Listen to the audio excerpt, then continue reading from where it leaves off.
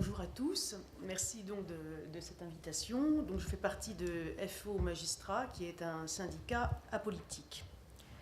Alors, le juge est un praticien de l'idéal, selon la formule d'Antoine Garapon. Cette douloureuse tension entre idéal et réalité, au cœur de laquelle exerce le juge, est d'autant plus vive que les attentes de la société française ont cru à la mesure de sa judiciarisation. Non seulement le citoyen saisit de plus en plus le juge, c'est la judiciarisation de notre société, mais il en attend davantage, au point de croire parfois, de façon quasi magique, que son intervention, l'intervention du juge, permettra d'éviter toute récidive. Et c'est là, je pense, le plus tragique malentendu. Ces dernières années, une sorte de renversement téléologique s'est opéré. Le juge doit moins punir des infractions passées que d'éviter leur commission future. Aussi, le réflexe médiatique est bien souvent celui-ci: à chaque crime odieux commis, chercher le juge coupable. Cette culpabilisation du juge me paraît un phénomène inédit à l'échelle de l'histoire des mentalités. Au temps ancien, pour schématiser, l'on demandait seulement au juge de punir, en appliquant la loi ou l'équité, non de surpasser le voyant ou le psychiatre même dans l'évaluation de la dangerosité du condamné.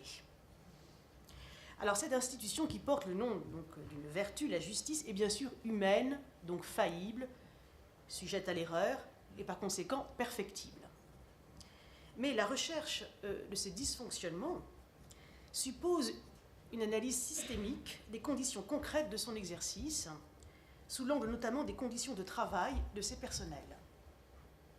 Aussi, à la responsabilité du juge doit répondre celle de l'État, auquel il incombe de donner à ses serviteurs les moyens d'exercer une bonne justice.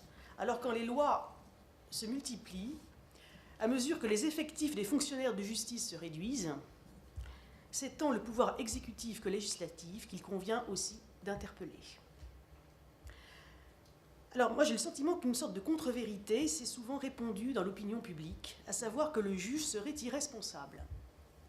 Alors je rappelle que les magistrats ne bénéficient d'aucune immunité. Ils sont même proportionnellement à leur nombre parmi les agents de l'État les plus sanctionnés. Cas même unique de la fonction publique, leurs procédures disciplinaires sont consultables sur Internet par tout citoyen, sur le site du Conseil supérieur de la magistrature, qui est donc notre organe disciplinaire. Chaque année, environ une dizaine de magistrats sont sanctionnés disciplinairement. En 2012, par exemple, selon le rapport que j'ai consulté donc du CSM, c'est-à-dire du Conseil supérieur de la magistrature, 6 magistrats du siège ont été sanctionnés disciplinairement, 3 pour le parquet. La procédure disciplinaire contre un magistrat, elle peut être déclenchée non seulement par le garde des Sceaux, par les chefs de cour d'appel, mais aussi par les justiciables. Il existe un corps d'inspection des magistrats, l'inspection générale des services judiciaires. Par ailleurs, chaque magistrat est régulièrement évalué par ses supérieurs hiérarchiques. 20% environ de son salaire est constitué d'une prime modulable. Mais en fait, la faute d'un magistrat n'est pas le fait de commettre une erreur, fût-elle grave. Ce n'est pas ce que les textes disent. Sa faute disciplinaire, définie par l'ordonnance du 22 décembre 1958, est tout manquement au devoir de son État, à l'honneur, à la délicatesse ou à la dignité. La loi organique du 22 juillet 2010 a ajouté la violation grave et délibérée d'une règle de procédure constituant une garantie essentielle des droits des parties, violation donc constituée par une décision de justice devenue définitive. Alors, il y a des obligations déontologiques des magistrats qui sont déclinées désormais de manière pratique et précise dans un livret qui comporte 6 volets: l'indépendance, l'impartialité, l'intégrité, la légalité, l'attention à autrui, la discrétion et la réserve. Alors, je précise qu'en matière civile, là aussi, le juge est responsable. Selon un système qui est celui de la fonction publique, la loi du 18 janvier 1979 prévoit que les magistrats doivent répondre personnellement de leurs fautes civiles, mais que la mise en cause de leur responsabilité ne peut résulter que d'une action récursoire de l'État, après que l'État lui-même ait été condamné pour dysfonctionnement du service de la justice. Alors, la fable, selon moi, du juge irresponsable, elle est évidemment contée par certains politiques, à des fins personnelles, démagogiques. Mais je pense qu'elle correspond aussi à l'état d'esprit de notre société. Alors, je vais exprimer mon sentiment. Une société qui, en fait, s'est malade, en crise, et qui donc, pour atténuer sa propre culpabilité, a besoin d'un bouc émissaire. Quand la cour d'assises commet une erreur judiciaire, cela arrive, le peuple ne dit pas, l'opinion publique ne dit pas que c'est lui, le peuple, à travers, je le rappelle, la voix majoritaire des jurés qui s'est trompé, mais il dit que c'est de la justice. Sous-entendu, la faute est toujours celle des juges professionnels, même s'ils sont minoritaires dans la décision. Et jamais le fonctionnement de la cour d'assises n'est interrogé. Alors historiquement, l'ancienne culpabilité de caractère personnel, fondée sur le péché notamment, eh bien cette culpabilité elle a disparu dans notre société laïque, au profit d'une culpabilisation sociale diffuse, notamment dans l'exercice professionnel. Cette vision serait propre à notre société technique, qui ne supporterait plus, peut-être, l'idée d'une soumission aux forces du hasard ou du destin, qui ne tolérerait plus l'aléa de la nature, ni le risque de la liberté, une société qui occulte la mort et se conforme au principe de précaution. Plus encore en matière pénale, un renversement des culpabilités s'est, me semble-t-il, opéré, dans les mentalités en général. L'être humain responsable du crime deviendrait le juge qui n'a pas pu l'éviter.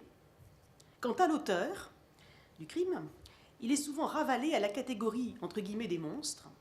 C'est par conséquent sa dangerosité, plus que sa responsabilité, qui sera recherchée. Pourtant, vous le savez, le juge, eh bien, on l'a dit, il demeure soumis à l'aléa, à l'instar du médecin. Il existe bien un aléa criminologique comme il existe un aléa thérapeutique. Ainsi, le juge comme le médecin doivent être soumis juridiquement à une obligation de moyens. Le juge doit s'efforcer de traiter au mieux ce cancer social qu'est la délinquance.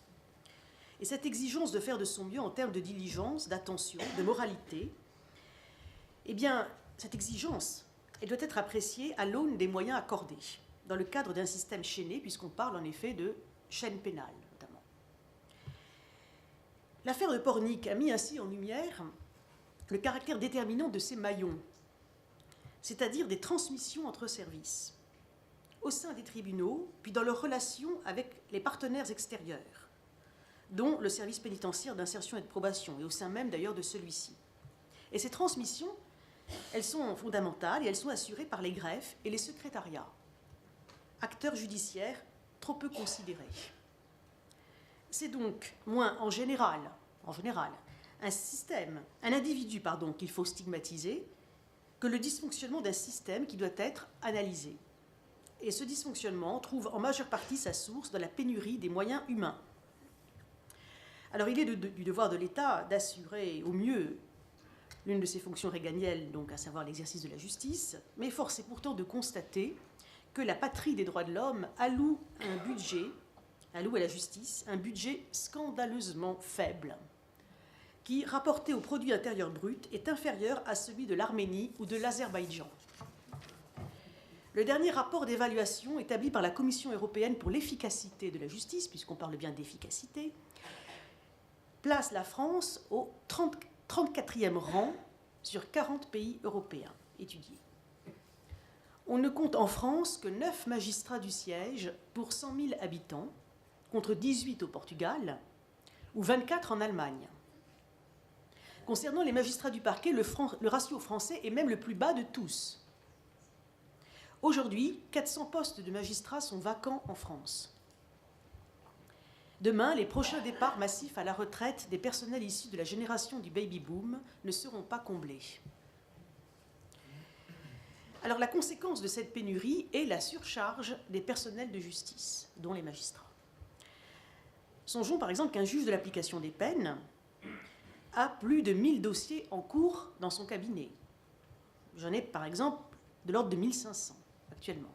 Alors comment peut-il dans ces conditions porter une égale attention à chaque dossier, à chaque cas? il faudrait, pour que la justice française soit au standard des autres pays européens, un doublement des effectifs de ces magistrats. De la pénurie des moyens humains qui résulte nécessairement d'une volonté politique par le vote du budget, puisque l'argent est le nerf de la guerre, hein, là aussi, découlent des dysfonctionnements pouvant se révéler dramatiques. Retard de prise en charge, notamment, survol de certains dossiers estimés non prioritaires, à tort, oubli, erreur, causés par une surcharge de travail. Outre les conséquences sur le contrôle des délinquants, ces dysfonctionnements ont un impact lourd sur les personnels de justice, conduisant à leur épuisement nerveux au point que certains magistrats se sont suicidés en 2011 et 2012, alors à Pontoise, Versailles, Caen, Metz, Avignon. Tenir ou partir, tel est le dilemme du juge actuel. Alors je crois que le citoyen, il a le droit de connaître, au-delà des discours politiques affichés, la réalité du travail de la justice. Je crois que les magistrats auraient beaucoup à gagner à montrer les difficultés concrètes de leur métier et la complexité aussi des affaires traitées. Mais encore faudrait-il que la loi permette, à mon sens, la levée du huis clos, obligatoire dans certains types de contentieux, par exemple à l'application des peines. Autre piste, pour favoriser la compréhension de la justice par le citoyen, c'est, je pense, d'enseigner le droit de manière élémentaire dans le cadre de l'instruction civique, ce qui n'est pas pratiqué actuellement ou de manière très sommaire. Alors ce citoyen, il ne sait pas que plusieurs dispositions du Code du travail ne sont pas dans les faits appliquées aux magistrats, notamment la durée du temps de travail. Il ne sait pas que, par exemple, les magistrats du parquet assurent des permanences 24 heures sur 24 durant une semaine d'affilée dans certains tribunaux. Il ne sait pas que des audiences correctionnelles peuvent dépasser minuit, que des juges des libertés et de la détention finissent parfois leur travail à 3 heures du matin.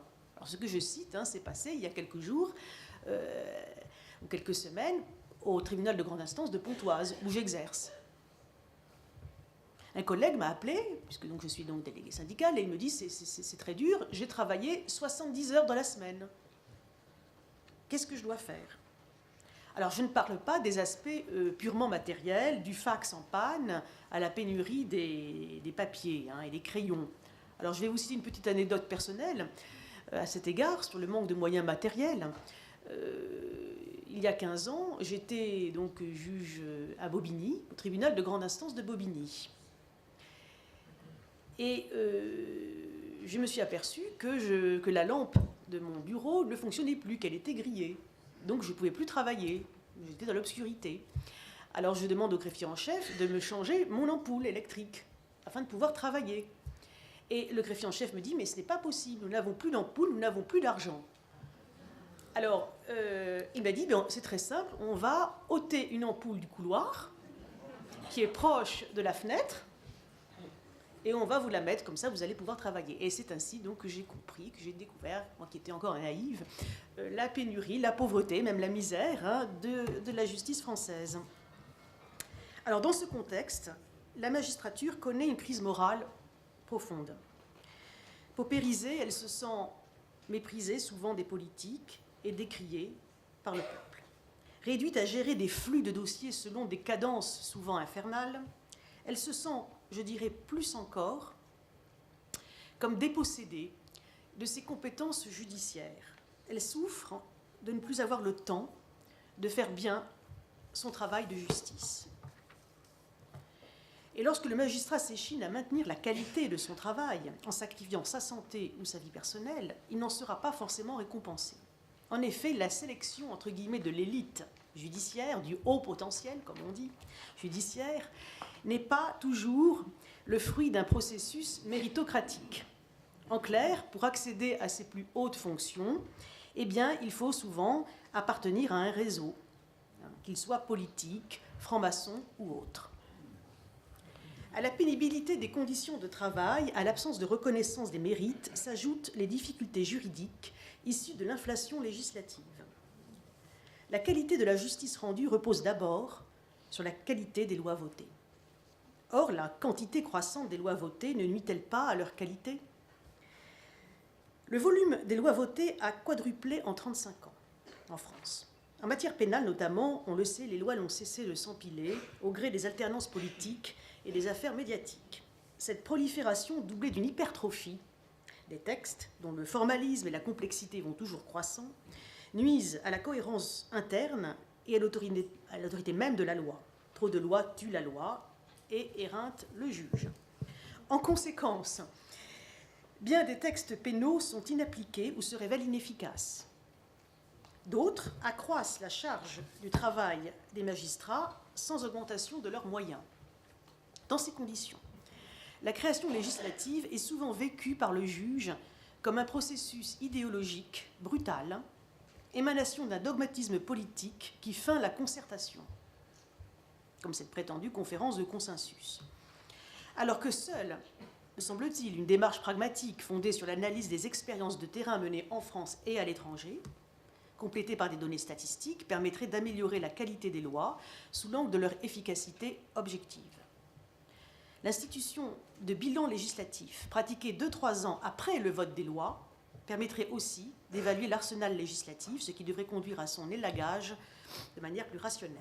Rappelons enfin, s'il en est besoin, qu'en République, c'est au pouvoir législatif de faire les lois, c'est-à-dire de réformer les textes plutôt que stigmatiser les êtres.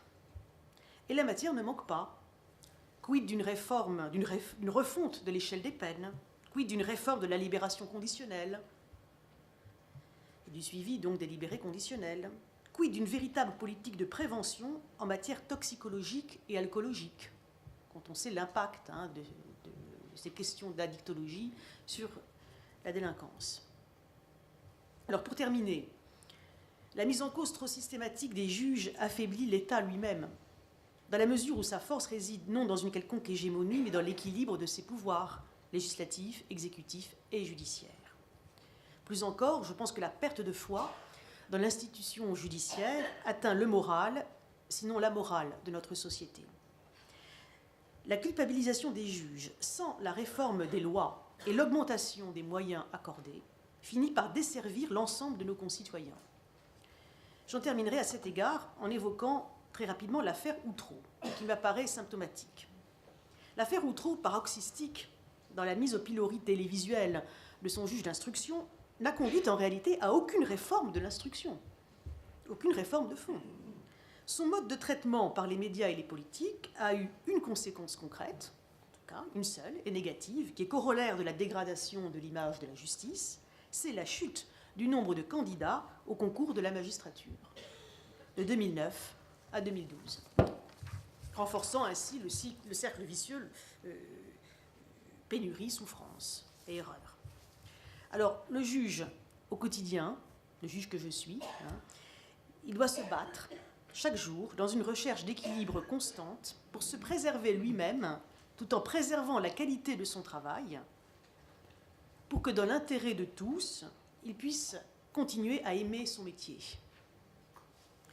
Et j'aime ainsi me rappeler cette phrase de la Bible: « C'est une joie pour le juste de pratiquer la justice. » Puisse cet aphorisme demeurer actuel. Merci.